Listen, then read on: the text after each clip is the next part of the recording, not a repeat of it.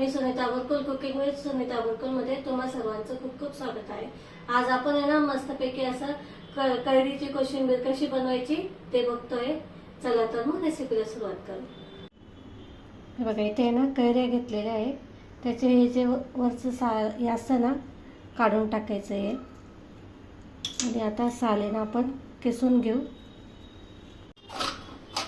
हे बघा आता आपण आहे ना कैऱ्या आहे ना किसून घेतल्या आणि असं मोठे हे जे होल असतात ना याच्याने किसून घ्यायचे, म्हणजे असे छान लांब लांब येतात। मग त्याचे काप बघा असे छान लांब लांब येतात। हे बघा आता इथे आहे ना आपण कैरी किसून घेतलेली आहे। ही कैरी एका बाउलमध्ये काढून घ्यायची।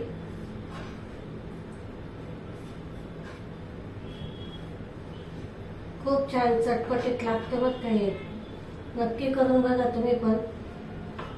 त्याच्यामध्ये कांदा टाकायचा आहे, बारीक चॉप करायचा छान असा कांदा।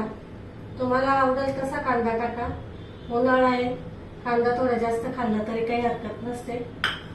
कोथिंबीर भरपूर अशी कोथिंबीर टाकायची।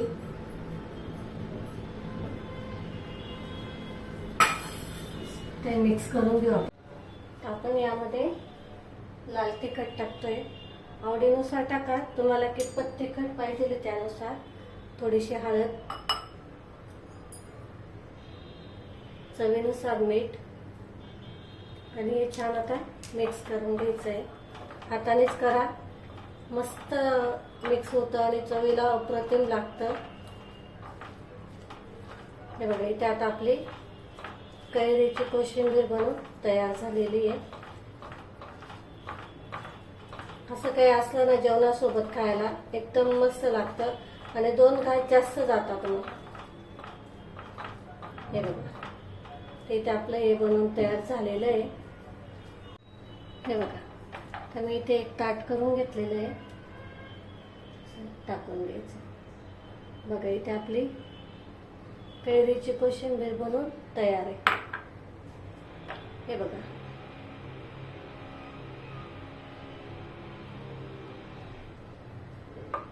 नक्की करा तुम्ही, तुम्हालाही आवडेल। आणि मला कमेंटमध्ये सांगा तुम्हाला कशी वाटली कैरीची कोशिंबीर। बघा किती भारी झालेली आपली कैरीची कोशिंबीर।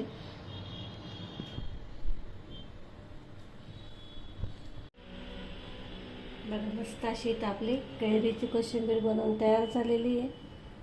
बघा इथे मस्त छान अशी आपली कैरीची कोशिंबीर बनवून तयार झालेली आहे। खूप झटपट बनवून तयार होते, अगदी 10 मिनिटांमध्ये बनवून तयार होते। ही कोशिंबीर तुम्ही जेव्हा जेवणाला बसत असाल ना तेव्हा बनवली तरी चालते, किंवा अगोदर बनवून ठेवली तरी चालते।